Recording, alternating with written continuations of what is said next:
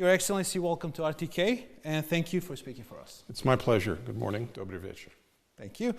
So I'm going to start off with the elections. Elections for Parliament in Kosovo will be held here on 14th of February.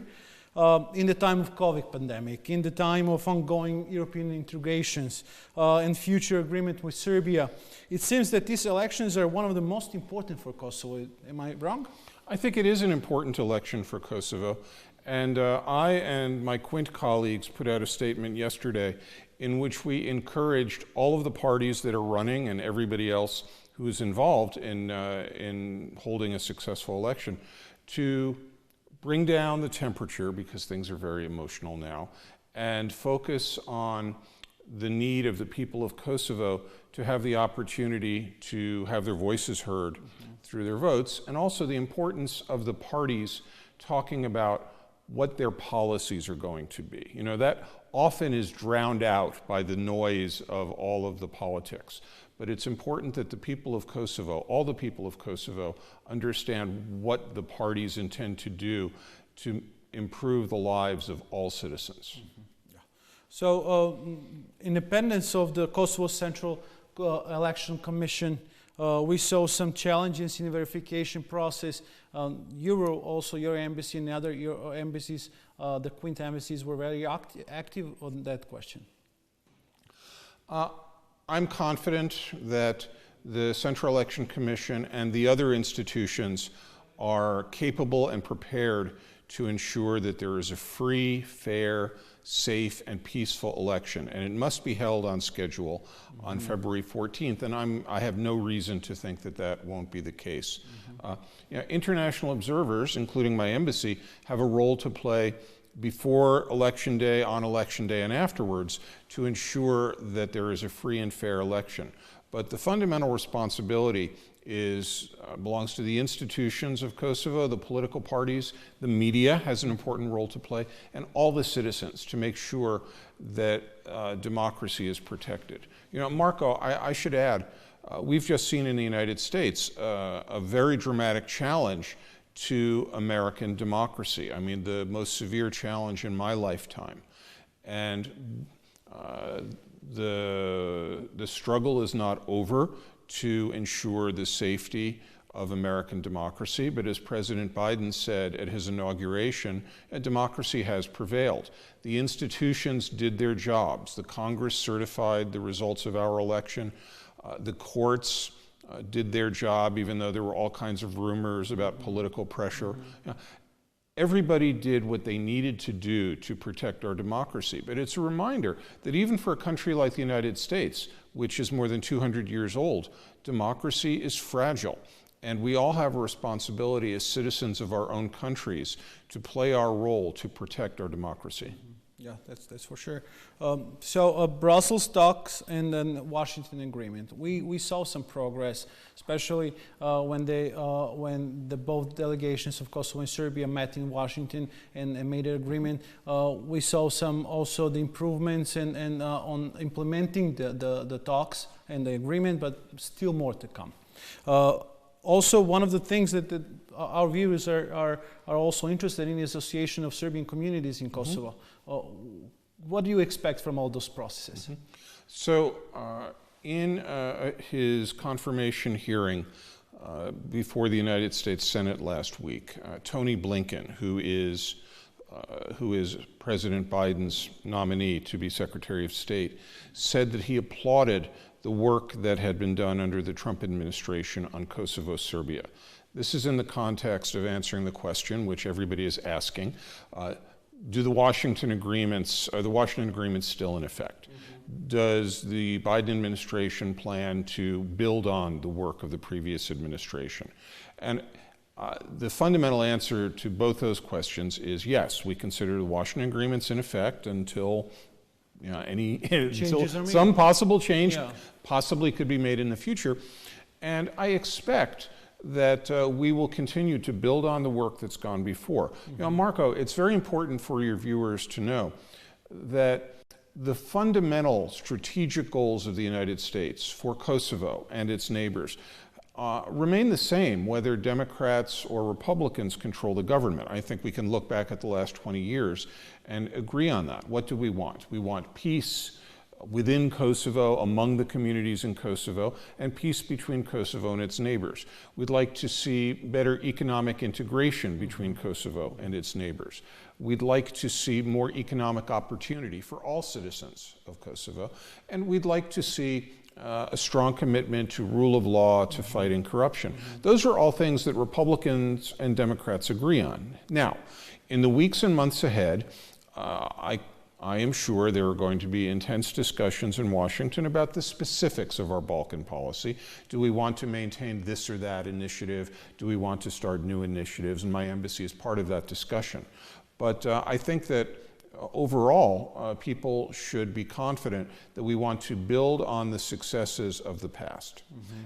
I think we will, however, see a greater emphasis on collaboration and coordination with the European Union and our other European friends, because that's something that President Biden has made clear. Thank you. Special chambers of Kosovo in Hague. Ex-KLA leaders are in custody. Trial is upcoming. What is your opinion, expectations? Your embassy and yourself tried multiple times by now, saying that it's personal accusations, and the people should understand that. Well, in the sense that we're saying that indictments have been brought, cases are being argued against individuals, not against an organization. That's right. Our view is that the court, like any properly constituted court, should be allowed to operate freely without political pressure. And I believe that the defendants who are before the court in The Hague will have the opportunity to mount a legal defense, and we'll see what happens. I'm not going to speculate on the outcome. Many citizens of Kosovo have expressed concern that the court seems to have a narrow mandate, a narrow focus. My answer to that is I think that Kosovo and the region need more justice, not less justice. Many people committed terrible crimes in this region in the 1980s and 1990s. People of various nationalities, various backgrounds. And I think that the victims and their families deserve justice. And the United States would like to see all involved governments do more to seek justice for the victims and for their families. And we'll just have to see how that evolves in the years ahead. Let's hold on that subject. Support to the Resource Center for Missing Persons. How important is this subject for reconciliation in Kosovo? I think it's very important. And yeah, from time to time, you will hear somebody, maybe some foreign observer, say that the people of Kosovo and Serbia and other countries that were affected by the violence should just forget the past and focus on the future. I've never said that. I will never say that.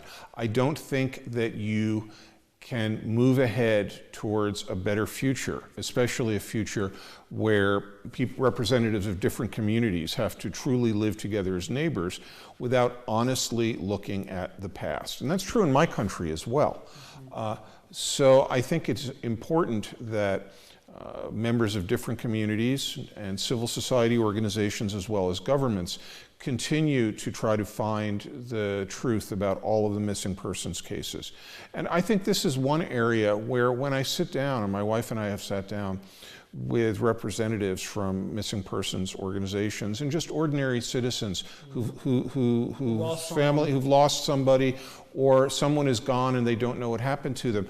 You know, it's impossible to ignore the humanitarian aspect of this. You know, so we can't just look at this as one more agenda item in a negotiation. I mean, there's a real above any political talks. It's a human cause. It is, and like many issues, it transcends borders. You know, whether we're talking about missing persons or public health, fighting the pandemic, you know, there's no way to make progress on these issues unless people reach out across community lines and across borders in order to try to reach a common understanding. It is, that's true. So fighting against corruption and organized crime, your government is providing big support to Kosovo institution to fight this very, very important step towards the European integrations, and also for the society, because society with the corruption, it cannot go any further. That's right. My government has been supporting efforts to fight corruption for many years. We have programs that are run by the State Department, the Justice Department, U.S. Agency for International Development, and so on. And we have every intention of continuing these programs. And I think the professionalization of the police, of the judicial institutions, is one of the great success stories in Kosovo. I mean, when you ask people which institutions they have the most respect for, I think the answer is clear. Do I wish that there had been more progress between the time I left Kosovo in 2003 after my first assignment here and when I came back 2 years ago? Sure. But I think we need to continue to work on this. But let me say this also. There are some problems that you can't solve just through embassy programs and having trainers and advisors. I think that there are big problems with corruption in Kosovo, not just in terms of what I sometimes call big C corruption, people taking bribes or stealing money. I mean, that's a real problem. But as people talk about all the time, there are problems with small c corruption, cronyism, nepotism. I mean, there's a real concern, and I know this crosses community lines because I've heard it from young people from all communities, that it doesn't matter how educated you are, how well prepared you are, if you don't have the right family or community, political connections, it's very hard to get ahead. And we can't change that just by funding some programs. That is, frankly, a cultural issue that I think the people of Kosovo need to face honestly. Okay. Also, one of the important subjects of this conversation here is the role of law and respecting court decisions. It says that for many years right now, Kosovo has a good law, as a European laws that are adopted by the Kosovo Assembly, but implementing it's still an issue. Especially, I want to ask you we are witnessing some bad examples. Like I said, one of them is a property and land of Monastery Visoki Dečani. Still, after the Constitution decision, still not implementing. Absolutely, and I think that you've touched on some very important points. When I came back 2 years ago, people in the government would point proudly to their laws and say, we have these terrific laws for fighting corruption. And I'd say, well, those are tools. You have to use those tools. So it's great that you have these laws, but you have to use them. You mentioned the monastery at Dečan. Very timely point. I have now worked with 3 governments in Kosovo, the Haradinaj government, the Kurti government, the Hoti government. And throughout that time, I have pressed them to recognize the court decision on the property rights of the monastery, and nothing has happened. There's been a lot of talk, but no action. And if we are serious, in my country as well as in Kosovo, about respecting rule of law, that means respecting all court decisions. You don't necessarily like it. I don't agree with every court decision that I've seen in Kosovo or in my country for that matter, but we can't pick and choose which ones we like. And I think there is really no excuse for the continued failure of the government of Kosovo, several governments of Kosovo, to ignore this decision. And people say, well, we need more time, it's politically sensitive. That's not really an adequate response. Just do it. Just respect the property rights of the monastery. Now, sometimes people will come to me, citizens, and they'll say, frankly, well, why do I care about the Serbian Orthodox Church? Why do I care about their property rights? And my answer to that is twofold. First of all, it's a property rights issue. And if governments are not going to respect the property rights of some citizens, then nobody's property rights are safe. The second point is, if people are serious about building a multi-ethnic state, a religiously diverse multi-ethnic Kosovo, then they should care. They should care about everybody's rights. I know this may sound naive in some ways, but I'm an American. I come from a multi-ethnic, religiously diverse society. And when I read the Constitution of Kosovo, I see the aspiration for Kosovo to be the same sort of society. So I think for anyone in any community to say, oh, I just don't care what happens to those people, it's very unhealthy. And I say that knowing all of the history, all of the pain, all of the suspicion. But unless people are willing to treat the people who live in Kosovo not just as the other, but as their neighbors, as equals, then I don't think this country is going to make much progress. I want to do a follow-up on that, on your answer. Do you think that many electoral processes, do you feel that we are constantly, for your assignment here, for the past 2 years, we changed 3 governments. Do you think that many of those pre-electoral processes, that we are also all the time in campaign? So the important decisions cannot be made because they're afraid for the voters. Well, I think you could probably say that about the United States as well, that we're always in a political campaign. So I don't want to suggest that the Americans have all the answers to this. I do think that Kosovo has a vibrant democracy with many different types of political parties. I think that there are some people who would like to see even more political parties because they think that their voices are not heard. There's a vibrant media which enables people to hear different points of view and to express themselves, and also turn to the media when they have information about corruption or criminal behavior. But to answer your question about the electoral process per se, I think it would be great if the people of Kosovo and the political parties could focus more on policies than on just personalities, and try to find a way to debate, but to debate in a more, shall I say, dispassionate fashion, a more fact-based fashion. And I say that knowing full well, you could say the same thing about the United States, where emotions are very high, where politicians often are talking at each other and not really listening to each other. And we've seen the result of that. We've seen the result of people being exposed to lies for year after year after year.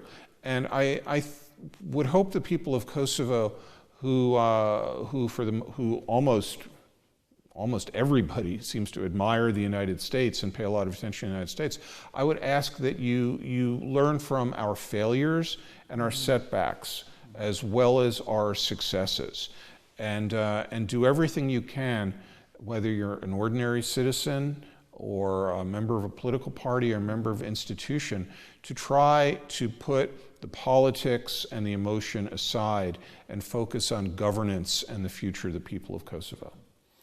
One of the also very important subjects, I think, they're the language rights.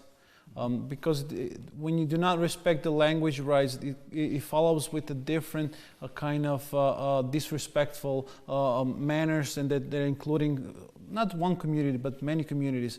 How important is for you for a Kosovo institution to fully respect Constitution, that 2 languages are here in Kosovo? I think it's hugely important, and it's something that we talk to the government about a lot. I mean, all the governments, not just the current government.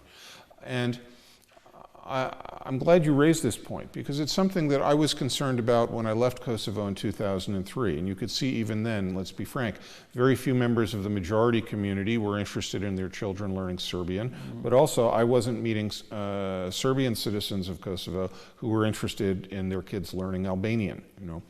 And I think that if people are really going to live together as neighbors, they have to be able to communicate with each other. And it's not good enough to say, well, everybody will learn English or German. You really understand a lot about a culture, about the people you're speaking with, if you understand their language. So I think it's critical. And also, it's important that all citizens be able to seek services from the government in their own language. I mean, that's the law, and I know that it's not always enforced, and it needs to be. And this is one more area where I think the people of Kosovo, all the people, really have to engage and take this seriously. Because people will come to me and say, well, can't you have more language classes at the embassy or something? There are almost 3 million people in this country. A few programs are not going to solve this problem. Mm-hmm. It has to be a commitment from the people and their elected representatives. Mm-hmm. Okay. How do you see the role of public broadcaster in democratic society as RTK, as a national broadcaster? I think all media, whether public or private, is critical in a democratic society. And one of the things that is a great concern about the role of media in democracies, and it's again true in the United States as well as in Kosovo, is there is a tendency, a marked tendency, for people to find an outlet that seems to reinforce their own point of view. Certainly in the United States, we've seen this. People will listen to a right-wing TV station, or they will spend a lot of time on a left-wing liberal website, and it really has hampered debate because people have their own perceptions. I mean, sometimes it seems they have their own facts, and it's very difficult to find common ground. So I can sit here and praise the role of broadcasting. It's very important. Investigative journalism is critical. Let's face it, there are citizens who don't want to come out publicly if they have some information about criminal behavior or corruption. They might not always want to go to authorities, but they should always be able to find a welcome, a reception from the media. So I want to continue to encourage the media to do investigative reporting, even when it's difficult and even when it's a little bit dangerous. And my message to the citizens of every country is, don't just settle for one point of view or one source of information. You need to get your information from different sources and judge it. Thank you. Thank you. Thank you very much, Mr. Ambassador, for speaking for RTK2. Well, it's been a great pleasure, Marco. And let me just say again that, that I have great faith in the people of Kosovo, in their desire to build a better society, to build a country where there is true economic opportunity for everybody, a country that's integrated with its neighbors. Kosovars should not feel disheartened. They can do this. People from all communities within Kosovo. It's not easy, but there's really no alternative, because if Kosovo is going to be a home for all of its citizens, we have to do the work. Thank you very much for those kind words. Okay. Thank you very much. Thank you.